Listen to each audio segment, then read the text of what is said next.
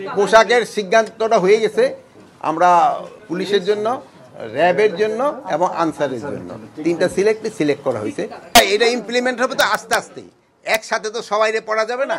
যেহেতু এই জিনিসগুলি যেসব ধরেন আস্তে আস্তে একটা যে সময় হয় আস্তে আস্তে ইমপ্লিমেন্ট করতে হয়। সবারই মন মানসিকতা সব কিছু পরিবর্তন হইতে হবে। পোশাকের সাথে সাথে সব কিছু মন মানসিকতা সব কিছুরই পরিবর্তন দেয়। তো আমি বারবার একটা বলি, আপনারা কিন্তু একটা ক্ষেত্রে হলো সবচেয়ে বেশি জোর দেবেন, এই হলো দুর্নীতি। আপনারা যদি দেশ থেকে দুর্নীতিটা রোধ করতে পারেন, অনেক সমস্যারই সমাধান হয়ে যাবে। এটা বড় ধরনের টাকার সংকলন হবে না, ওই নর্মাল ড্রেস যে সময় হতে থাকছে না, এই আস্তে আস্তে এইভাবে আমরা করে দিব, যেন বড় ধরনের টাকার সমস্যাটা না হয়। বর্ডারে আমরা সবসময় লেথাল ওয়েপনই দেওয়া ছিল। ওই যে আপনারা অনেকে জানেন বিজিবি কেন তারা সাউন্ড গ্রেনেড মারে নাই, বা কেন টিয়ার শেল মারে নাই, বা এইগুলি তো বিজিবির কাছে নাই। যেহেতু বিজিবির কাছে তো সব লেথাল ওয়েপন, এই জন্য তো ওইটা তো তারা মারতে পারে নাই। এই জন্য আমরা তাদের এখনো পারমিশন দিয়ে দিয়েছি এবং খুব তাড়াতাড়ি এই জিনিসগুলি ক্রয় করা হবে। মরণঘাতী ওয়েপন তো ওদের কাছে আছে, কিন্তু যেইগুলি নাই, যেমন ধরেন টিয়ার গ্যাস নিক্ষেপ করা, যে টিয়ার গ্যাস তো ওদের কাছে নাই। প্লাস আপনার ওদের কাছে তো এই যে সাউন্ড গ্রেনেড নাই। এই সাউন্ড গ্রেনেড এইগুলি কেনার জন্য ওদের আমরা পারমিশন দিয়ে দিয়েছি।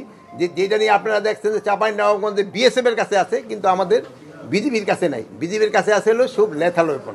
এগুলি আমরা এদের অনুমতি দিয়ে দিছি ক্রয় করার জন্য।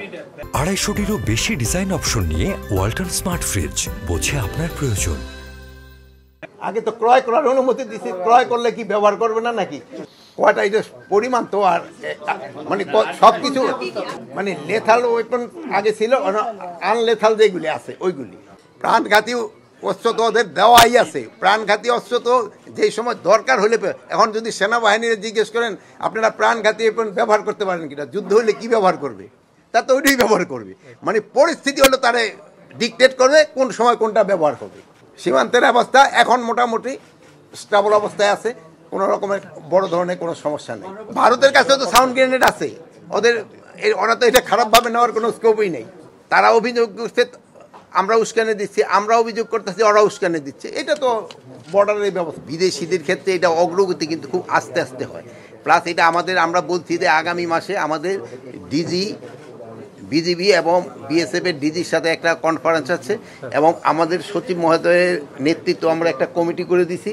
ওনারা কোন কোন পয়েন্টগুলি ক্ষেত্রে আমরা একটা রিটার্ন লেটারও দিয়ে দিচ্ছি ফরেন মিনিস্ট্রির ক্ষেত্রে, যেটা তারা ওদেরও জানাবে যে এই চুক্তিগুলি একটু অসম হয়েছে, এগুলি ক্ষেত্রে আবার একটু আমাদের মধ্যে এই চুক্তিগুলি আবার দেখা দরকার।